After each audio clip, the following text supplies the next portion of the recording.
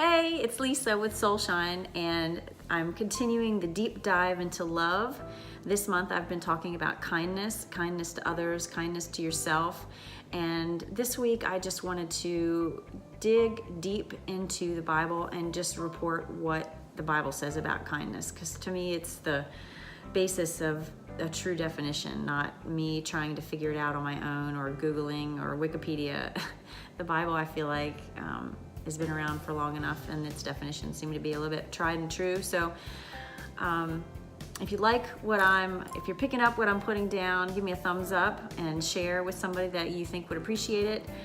And yeah, this is what it says. So first off, right away, it was glaringly obvious to me, the fact that you have to put it on, that kindness isn't something that you wake up with an abundance of, that you really have to be intentional about it.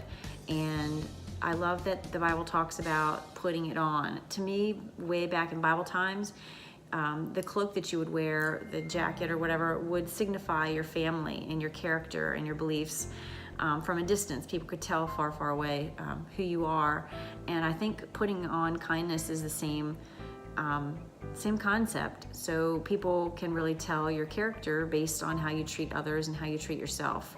Are you speaking kind words about yourself? Are you speaking kind words and doing kind things to other people, especially people that you don't really agree with? Bible calls them enemies. It might be strong words. Like, I don't really think I have enemies per se, but there are definitely people out there that wouldn't celebrate your success. So I guess that would qualify as enemies. But anybody that you wouldn't, I have a category of people that I would sit down and have a hot cup of tea with or a glass of wine with. Maybe it's somebody that you wouldn't really necessarily spend time with, but you should be kind to them anyway. So the act of putting it on, to me, signifies it's surrounding you. It's something that you intentionally had to put on and be conscious of, and deliberately act that way towards that person. One of the other things it talks about is to not do kindness for praise. You're not going to want to celebrate it loudly. Don't announce it loudly that you're doing kind things. Like the minute you walk around and you say, oh, look at this, look what I did, it kind of negates the whole action of being kind. So you just kind of do it silently. Just do the kind act or thing in the time that you are prompted to do it. Be timely about it, but also don't walk around and tell everybody in the world that you did this kind thing, because to me it negates the whole action. It takes away the purity of it. And then be kind to your enemies, not just your friends. It's easy to like people and want to do kind things for the people that talk like you, that act like you, that are your friends. But the people that you have the toughest struggle with, there's usually a reason why. There's some thing that you have to learn from them. So it'll benefit you the most to be the kindest to them. And I know I struggle with that myself, so it's something that I need to work on, being kind to other people that don't really agree with who I am. And then expect nothing in return. So do it unconditionally. Don't give somebody a kind word or a kind action and then expect them to receive it well in that moment, or even do something nice back to yourself. Like, it doesn't work like that. You're not likely going to get the kindness equally portioned out from the person that you give it to. But kindness does return in other ways. So you might be kind to Jane, and then the kindness will return from Susie 10 days later or whatever. You just don't ever know when it's going to come back to you, but I know it always does come back when you most need it. There's times when I have given a little bit of kindness and then you forget about it, and then days later when you're in a sorrow-filled, yucky, no good day, somebody does something nice and you're like, there it is, it has returned. Don't overlook the power of a kind word. Sometimes, all the time, powerful words are so powerful, and they can either kill or destroy. They can heal or uplift.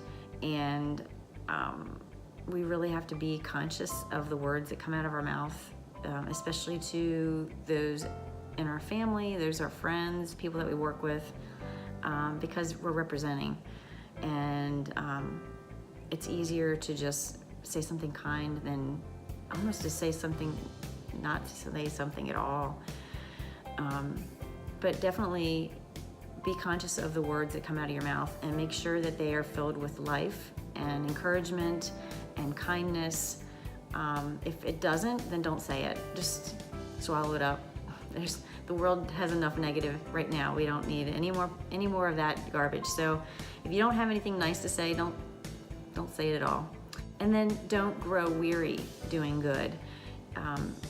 It's easy to get tired because you're not always getting back what you're putting out, but that's not the whole point to do it in the first place. So just don't grow weary of doing good, because in due time and in the right season, you'll get a plentiful harvest. I think the Bible says a good crop of goodness will come your way.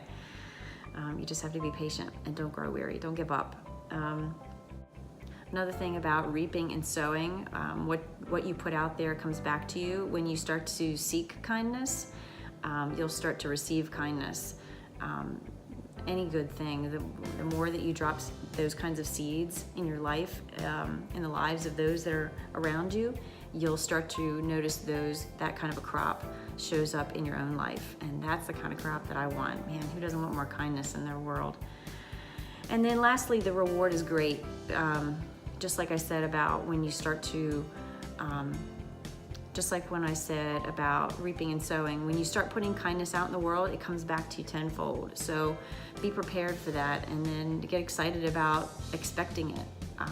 Put it out there, and like I said, it doesn't always come in the place and kind timeness that you are expecting, but it'll come in some point and from some place, and I promise you, you'll need it the most when it does turn back around for you. So that's so far what I've found in the Bible. I particularly relate to the putting it on, actually like picking it up. I picture like getting up in the morning and like putting on your coat, or some sort of a signifying insignia that people would be able to recognize who I am based on how I'm acting. And I really like the concept of don't grow weary. I like the idea of never ever giving up, that this is a lifetime thing. This isn't a short-term fix that just applies to this one person that you work with.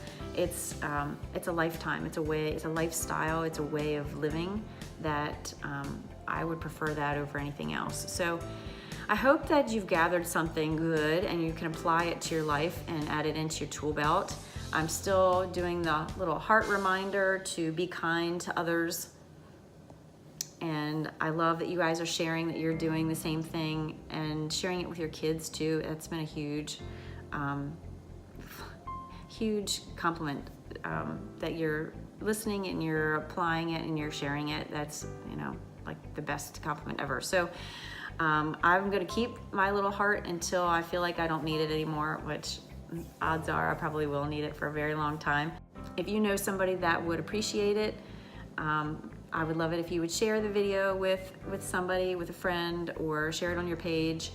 And next week, I'm gonna do a little visualization to finish off the month of kindness. And then in March, next up is envy. Let's see what the Bible says and what we can do to deep dive into envy, and how I don't really think it's a characteristic of love. It's the opposite. It says love does not envy. So if you liked what I was putting down today, give me a little thumbs up, ring the little bell, give me a follow, and I'll keep doing this little love thing and see where it goes. Love you much. Mwah, mwah, mwah.